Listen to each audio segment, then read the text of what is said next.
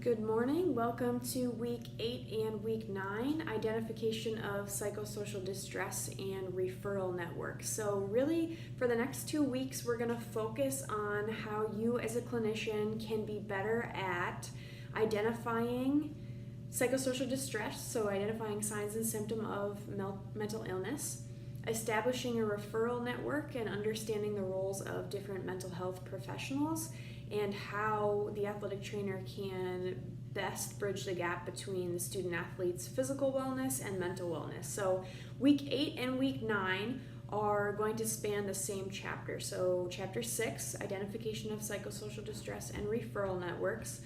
For week 8, you're going to read the first half of the chapter, which focuses on establishing a referral network and who should be in that referral network, what mental health professionals should and do athletic trainers work with, as well as their roles and their credentials, and the types of referral networks that are in maybe the Des Moines network or the Grandview community, and how we can understand where we can send athletes to should we need a referral.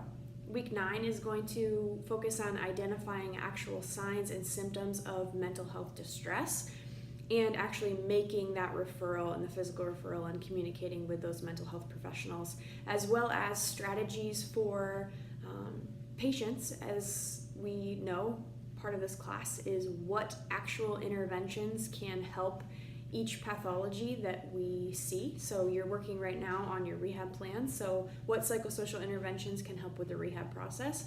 These next couple weeks are going to be what psychosocial interventions can help with someone who is struggling mental health wise. So looking forward at this week, you have a couple things to do. One is read chapter 6, and like I said in the email, please dive in depth into the chapter.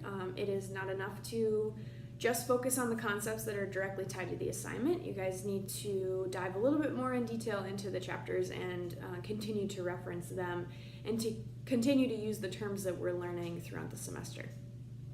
You have mental health policies assignment for week 8, which essentially you're going to compare and contrast 2 mental health policies, which you're probably going to find in the policy and procedure manual for an institution on the internet. So this can be a college and a university setting, high school setting, industrial setting, whatever policy and procedure manual you can find and you want to use, compare and contrast 2, and then come together, and you'll see the prompt on Blackboard, but have a discussion on which one you would use and which one you would feel comfortable as an athletic trainer adopting for your setting. Week 9, your assignment is Des Moines Metro resources. So you're going to kind of search on the Grandview campus and in the Grandview community, as well as a little bit larger scale in the Des Moines Metro, to see what mental health referral networks are out there, what professionals as well as their credentials could you use as an athletic trainer as a collaboration on mental health. You also have your exam revision, so I would highly recommend doing those.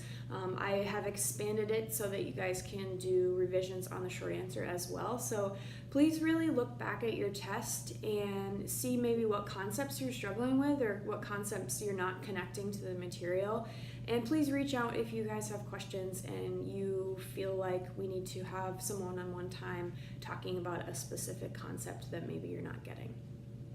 You'll also note that there's a doodle poll, so you'll fill it out this week to meet next week. So you'll fill it out in week 8 to meet face-to-face on Zoom in week 9. So please look at that by Wednesday. You also will see that your second long-term assignment has been posted. Please look over this and come to our Zoom session in week 9 with any questions, concerns, things you want to talk about so you guys can be successful working on that long-term assignment as well as your rehab plan. I have also posted a lot of screening tools for mental health. So in my current clinical practice, these are the ones that I use most often and the ones that I think are highly adapted to student athletes in the athletic population. So look them over. You don't necessarily need to do them in clinical practice right now, but something to consider moving forward, especially on your long-term assignment. This is something that you could incorporate when we talk about what patient-rated outcome measures you're going to use into your rehab plan as well, if you so choose. So take a look. You'll also read the NATA Inter-Association Task Force position statement, and all of these directions are on Blackboard. So please reach out if you have questions, and I look forward to getting together on Zoom in week 9 and talking through some mental health. Have a good day.